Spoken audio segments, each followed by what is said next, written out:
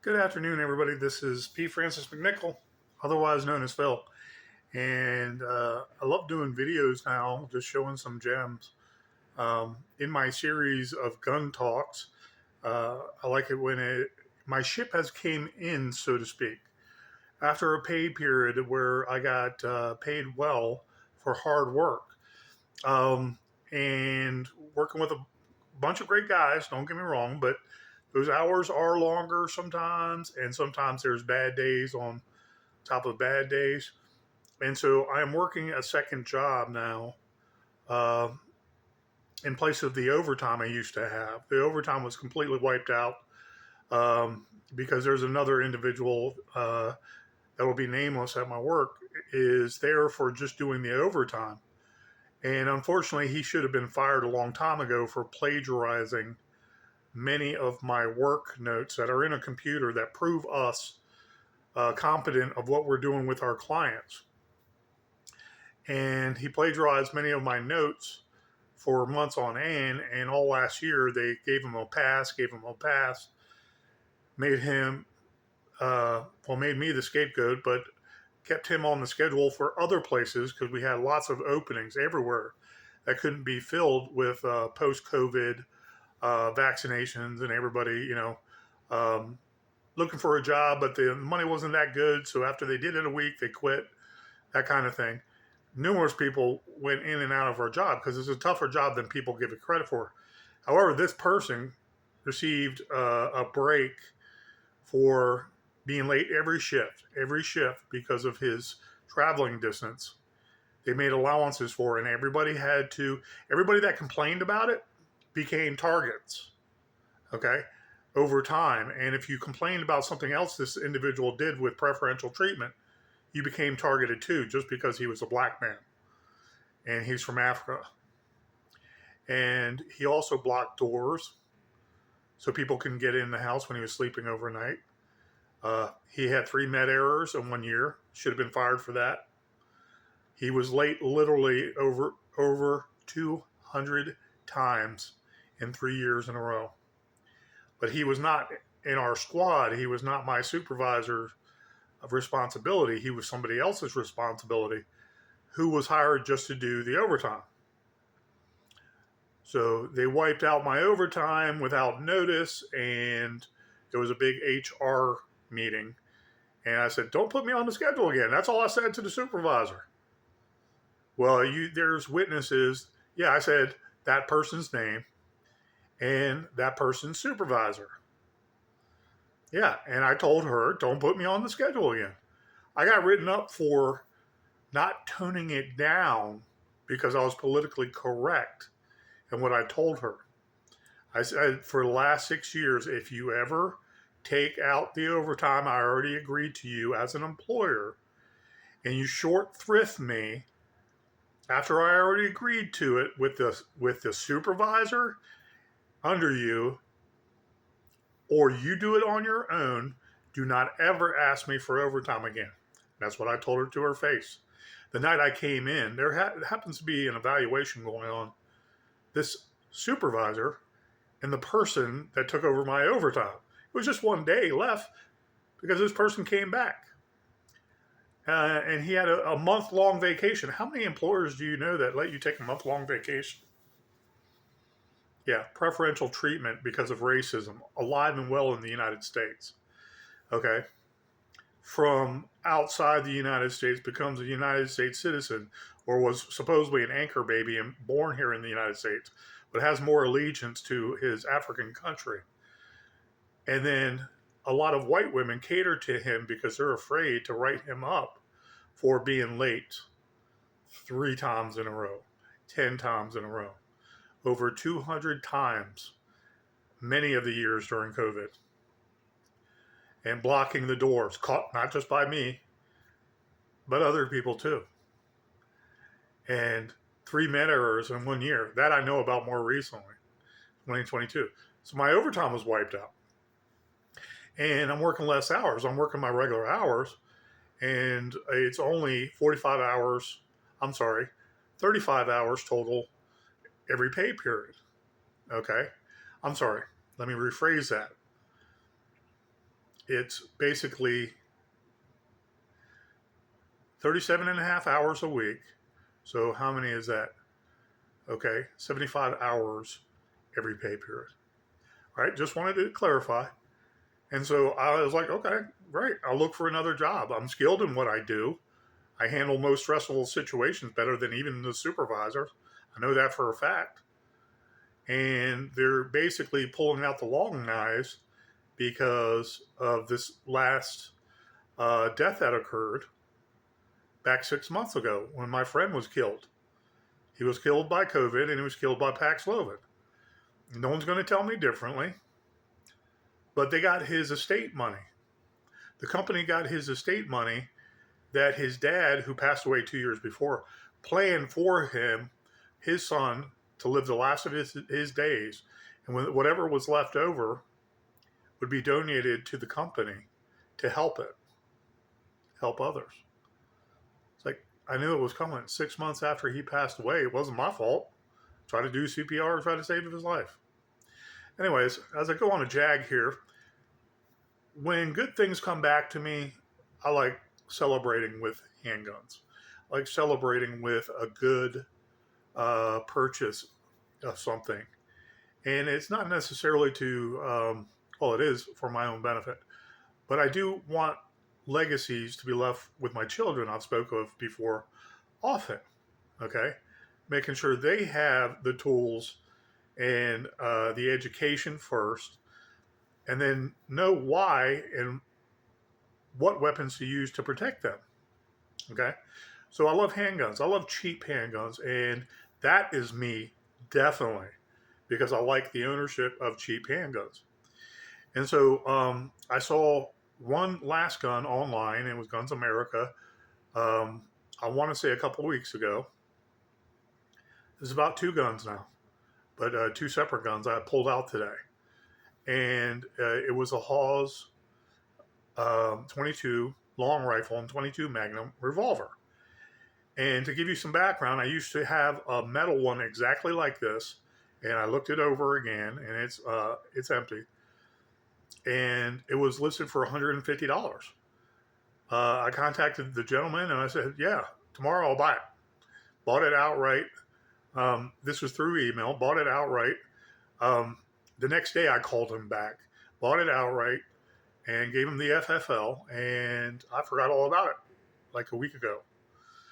So I had one, I thought it was a JHP 45 because I want more of those. I want 10 of those. I like my 10 heritage barkeeps. Okay. 2 of them are styled with a 22 Magnum that I like. Okay. Anytime I see a 22 revolver and it's not a cheapo and it's more steel, this might even be part Zamac too. The cast metal that has that kind of, I want to say, a hardened plastic feel to it. You know, if you break it, it can actually tear. You know, if you hit it with a hammer, it will tear before it cracks, or it kind of crack and you can see it bend a little. It's a strange kind of cast metal, but it's well built, and it was as good as one I had before a few years ago, probably 10 years ago, when I was coming back from the dead and stopped being homeless and I started working again. And it was just a well-built 22. And lo and behold, when it's sent to my FFL, I forgot all about it. But there's a cylinder also with it.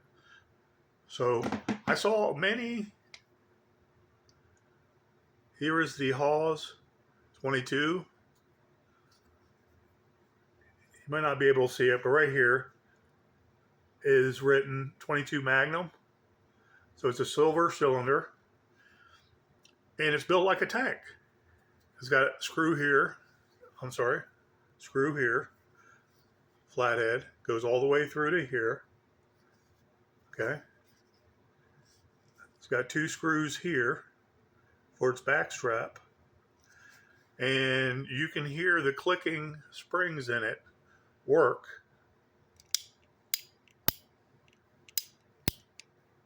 Okay. And it's just built like a tank and sturdy. You have the firing pin in the rear here. right there, firing pin. And I've already unloaded this, and I'm not going to point it at myself, but regular metal hammer that you can feel move. Really nice hammer. But when you're holding the hammer, I don't recommend this. You're holding the trigger and you pull everything back. You can feel the trigger and how sturdy this is built. And the heritages are nice. Okay, this is a Hawes, and I don't know what German company made it, but I think it was imported by Hawes. This cylinder right here, it says 22 Magnum, California. So maybe this cylinder was made there, and it fits other models of 22 long rifle and 22 Magnum. Just really nice revolver that if you go out and shoot maybe once a week with this for probably 20 years, you'll still probably never have any trouble with it if you clean it out. But the first thing I started thinking about when safe direction is pulling the trigger back and, and at least feeling some of the spring, I was thinking, wow, okay, some of those springs are sturdy, and there's probably some grease in the interior here with the mechanism, and I can pull off the handles and see. And it's probably a well-built gun. It got a bad rap on many videos, and they were talking about how cheap this was, and them thinking it's not going to work when they took it out to the range, and it misfired on a few 22 long rifle. Well, if you beat up a gun like this and then you put it in a drawer and then you sell it to some kid or neighbor or your older brother or somebody that didn't know the history of, or okay, Slim Shorty sold me this, okay, and it's a piece of junk, I know it's going to mess up.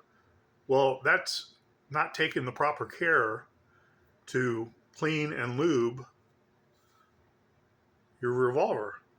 I wouldn't buy a Heritage like this, okay? Not that they're not nice guns, but it would have to be $100 Heritage that works perfectly for me to purchase this. This was $159. So with two guns over the counter at my FFL, it was $27. So you break that in half, okay? You're talking about $13 extra dollars. $170 gun, and it's something I love. And if you look at the rear sight, it's just a little U-notch there to line up with the top of the front sight post. And I can see this gun being a great target practice. If that is absolute zero or is being zeroed, and that small of front sight post and rear sight post at the target where you want that bullet to land, with the 22 Magnum, this is very exact, probably out to 30 yards. You can do cat headshots. You can do small game headshots and not really worry about harming them and causing them more undue stress before you kill them. Slow them down and then you put a bullet in them. But if you had to euthanize and you're about 3 feet away, 4 feet away from a rabid dog, a rabid cat, a feral cat, maybe the feral cat is, you have to get off your property, and so you're laying in wait for it. I had to do that a few times in my life. But I did it with a 22 and a scope. Very nice. Very nice. Kind of reminiscent of the cowboy. Those older cowboy models I don't know much about. But these, everybody have seen in their lifetime. And sturdy. Sturdy. Very sturdy. Action works. Say, don't dry fire, don't dry fire. It's 22. I don't care. I'll get another one, or I'll find where I can send this to get it fixed. Maybe even Heritage. But I wouldn't get the Heritage 6-inch barrel, only because I have the bar keeps, and I like the bar keeps for 3 reasons. One, it's a shorter barrel, so it is easier to conceal. shorter barrel, 2-inch, 2.5-inch barrel with a 22 Magnum in there or 22 long rifle gives you extra avenues of your defense. Okay, 22 Magnum might be for a little longer area. Let's say if you were self-defense and you were in a warehouse, open warehouse that you're guarding for your friend, okay, or you're house sitting a big house, okay, and you had a barkeep, you have 22 Magnum, then you can see a threat coming at the front door while you're all the way at the kitchen, and you can end it right there, okay? Or you're closer to watching a TV in the front room, you go to the back room, or you looking at the laundry room a farther distance, you have 22 Magnum, and you challenge someone, and you see a bunch of hoods come in. Single action can still do it like this, but the barkeeps are the shorter barrel, so you have a couple tactical capabilities for $130. Okay, and you buy a Magnum cylinder for $50, so that's $180. But you have a 22 long rifle, 22 Magnum, and you have a shorter barrel for concealability. You can actually put one of those barkeeps in your pants pocket. The bigger guy like me, it wouldn't bother me too much, but it would be somewhat visible. It wouldn't be this kind of big visible. And so this, and being unique in a different company that's not around anymore for nostalgia purposes, it's also tactically sound. 22 Magnum for hunting, 22 long rifle, longer barrel, you're getting faster velocities. Literally the 22 Magnum coming out of a barrel like this, I would like to say it's about a 1,300. If this 22 Magnum round, no, it's more than that. It's got to be closer to 1.5. 22 Magnum would send it out about 1.5, if I'm not mistaken. 1.3 to 1.4, maybe 1.5.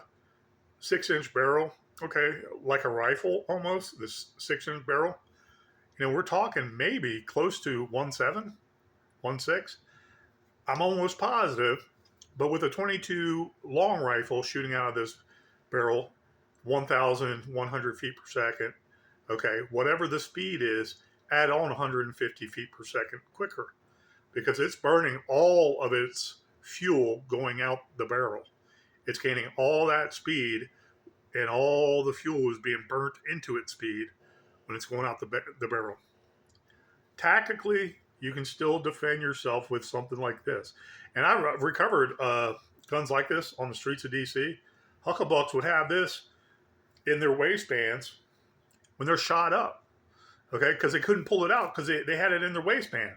They couldn't pull it out. It stuck. But theoretically, if they got to it and drew down on people, it's still self-defense. But also, a lot of Hucklebucks threw these and ran. And we chased them, caught them, locked them up. A lot of people got locked up for carrying these in their waistband too. And they're just built well. I don't know what those other videos are saying unless they really disrespected them very bad. So I put that down. And 2 weeks ago, a month ago, there was what I thought was a JHP, but I forgot. See, my mom was thinking JHP after I bought it. And I was like, I'll just pay a little. But my FFL reminded me, yeah, you got the long rifle too. I said, yeah, I saw that on Guns America. That's why I bought it. $150. Still great quality. Okay. 22 long rifle, 22 Magnum. And you can hit a bird out of the sky with this. Easy. So I was like looking over the counter a couple weeks ago, maybe a month ago, and I knew it was coming to this pay period a couple days ago on Wednesday. And I put a gun on layaway, and I was like, man, that's a Highpoint C9, and it was just as I was getting over the shock of the horrible C9s I bought from Twin Hair Dryers in one of my other videos. And I was like, oh man, 175 brand new, or C9 that had brand new like condition. And I was like, I'll do layaway because I don't buy guns from you. I just give you money for, um, transfers and whatnot. Brand new quality Highpoint. Double check the magazine. I see some dirt. It might be just the kind of light rust from condensation, maybe sitting. Brand new clean gun for the most bit. For the most part. Just better quality. Box back. Take out the magazine.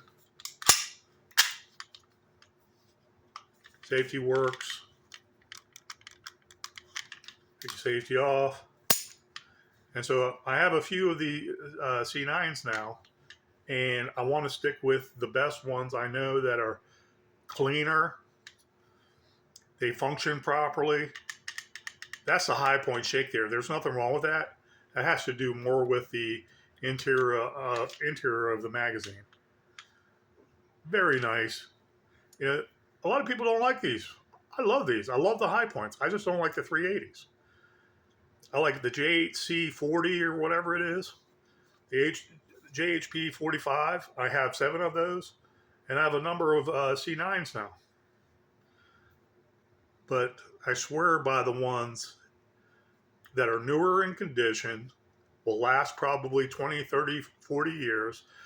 As long as you take care of it and you don't treat it like a boat anchor and throw it into the swamp, throw it on the ground and tie it to an ATV and drive around just to see how messed up you can get it.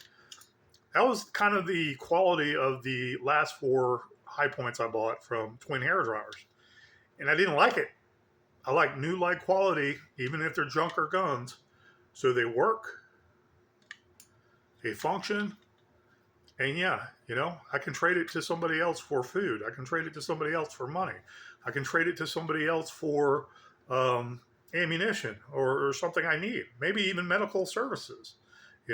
I need a gun because I'm holding a lot of medication because of my practice, and there's nobody else. There's no police. I don't want to let the police know, or they'll come in and seize everything for their own thing. Bill, you have a gun. All right. You got some of that medication I could use? Okay. Do you have antacids or, the more expensive Prilosec? I don't know. I'm just thinking of something. Okay. For when I drink coffee. Okay. Do you have morphine pills or something in case my brood gets injured and they're pain before we take him to you to fix his arm? Okay. Do you have pain medication? Here, use this. What is it? 8+1. I forget what they are again. 2, 3, 4, 5, 6, 7, 8. 8+1. You see red, you're dead. Put the safety up. You're good to go. Okay. So $175. I'm like, all right, I put $50 on, and then I put something else down. I think 40, and then I bit the bullet in the last time. I put a lot more down, and I was like, there shouldn't be much more left. I was like, $39. I said, okay, I'll take it. Come on. No, what transpired was I said, I'll take it, okay, because that's not killing my bank today after paying all my bills. And he said, excuse me, do you know you got your revolver here? And I was like, God dang, I knew I came in here for another reason. I forgot all about it. Yes, thank you very much. So it's Gems Day. But when I talk about people that give over their guns to, for money, they're selling it, you can tell a lot about the owners. Because 179, 179. Patches in here. Okay. Box with all the paperwork. Okay. Let's put that back in there. Locks and keys to go around the shroud. Okay, let's put that in there. Typical Highpoint cardboard box. Okay. This is like new in box condition that I talk about. Okay, I'm happy to buy a gun under $200 that is almost new condition, but it's used. It's secondhand. Hey, even if that secondhand person put, okay, 1,000 rounds through this and cleaned it after every time, you'd still have almost new in box condition. You can tell by the no wear on the slide of Highpoints, and it has that grip texture feeling, that black paint like. I don't know if it's paint or how they do that, how they incorporate. It's like a sandy feeling, but it's not sand. So, you grip the back of the gun. Plenty of aggressive notches. Okay, they're smaller. It's in a line. You can see that right here. All this, but this texture on top tells you that the gun can survive a lot of bad weather. Okay, with the hard plastic. So it's like, okay, someone takes care of this. Would you rather buy one of these for $179 that look like this? One magazine, everything taken care of, and with those patches and everything else. Got some hops, got some gun oil, got the rod itself, and waterproof gun box. So the person had the gun in here in the box, so that gun was this ain't a big box, mind you. It's big enough. Both guns fit in here. But the guy who was selling the Highpoint C9 put everything in this box. It's like the size of a lunch pail. It's not super big like a lot of those carbine boxes. And you take it to the range and you undo it, and all these parts to a carbine are there, and it looks so badass. No, but this is something you can give to your children. You can give to, let's say, a brother-in-law, okay, son-in-law, and you're like, hey man, here you go. Here's a C9, and I was just thinking about you. It's unloaded, but you take it home when you're away from the kids. I don't know if you're into guns or not, but you can check it out and maybe get proficient with it, But it's unloaded, and everything's in there you need to take care of that Highpoint C9.